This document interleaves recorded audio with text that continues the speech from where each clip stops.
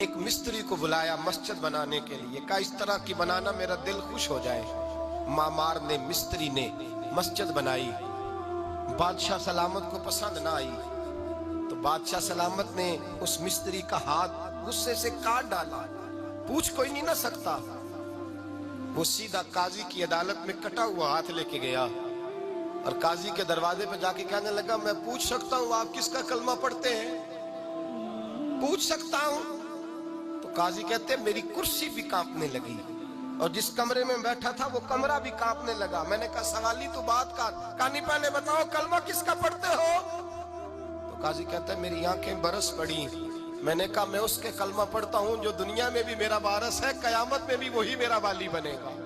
جو دنیا اور آخرت میں میرا والی ہے، میں مصطفیٰ کا کلمہ پڑھتا ہوں۔ تو کہنے لگے ہاں اس لیے تجھ سے یہ بات کہلوائی ہے کہ کہیں تو بادشاہ کا تو کلمہ نہیں پڑھتا معاذ اللہ، تو قاضی عدالت میں بیٹھا ہے کرسی پہ، اس کا کلمہ تو نہیں پڑھتا؟ کہا نہیں میں مصطفیٰ کا۔ پھر دیکھ میرا ہاتھ کٹ گیا ہے، اب تو بتا کہ تو بادشاہ سمجھ کے معاف کرے گا یا رسول اللہ کا دین سمجھ کے نافذ کرے گا؟ ڈاکٹر اقبال کہتے ہیں وہ قاضی نے حکم جاری کیا کہ فوراً بادشاہ کو بلایا جائے۔ ہندوستان کا فرما روا پیغام گیا تو کانپتا ہوا آیا، قاضی نے سامنے کھڑا کیا، ایک طرف بادشاہ اور ایک طرف وہ معمولی معمار مستری کام کرنے والا۔ تو قاضی گرجدار آواز میں کہنے لگے بادشاہ تو بتا، اس کا خون سرخ ہے تو تیرا سرخ نہیں؟ اس کے بازو پہ گوشت ہے تو تیرے بازو پہ نہیں؟ اسے درد ہوتا ہے تو تجھے نہیں ہوتا؟ یہ تو نے کیا حرکت کی؟ بادشاہ کی گردن جھک گئی۔ قاضی کہنے لگے پکڑو اس کو باہر لے جاؤ اور اس کا بازو کاٹ دو، اس کا بازو کاٹ دو۔ ڈاکٹر اقبال کہتے ہیں جہاں کانپ رہا تھا سارا کچھ، وہاں خوشی کے شادیانے بجنے لگے۔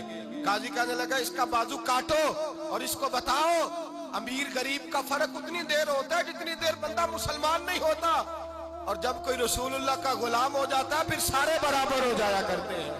بنداؤ صاحب و محتاج و غنی ایک ہوئے، تیری سرکار میں پہنچے تو سبھی ایک ہوئے، تیری سرکار میں پہنچے تو سبھی ایک ہوئے۔ اور اپنی ملت پر قیاس اقوام مغرب سے نہ کر، خاص ہے ترکیب میں قوم رسول ہاشمی، لے جاؤ کاٹو اس کا بازو۔ اقبال کہتے ہیں جب باہر لے جایا گیا بادشاہ کو تو بادشاہ نے گردن جھکائی۔ وہ مستری کہنے لگا تو نے گردن کیوں جھکا دی ہے، اب کیا ہوا؟ تو بادشاہ سلطان مراد آنکھ کھول کے کہنے لگا بھول گیا تھا، غلطی ہو گئی تھی، بادشاہی کے تکبر میں آیا تھا، وہ جو تیرا ہاتھ کاٹا ہے وہ تکبر سے کٹ گیا ہے، اور یہ جو گردن میں نے جھکا دی ہے یہ میں نے اپنے نبی کے دین کی حد کے نیچے جھکا دی ہے، حضور کے قانون کے نیچے جھکا دی ہے۔ یہاں سزا لوں گا وہاں شرمندہ نہیں ہونا چاہتا۔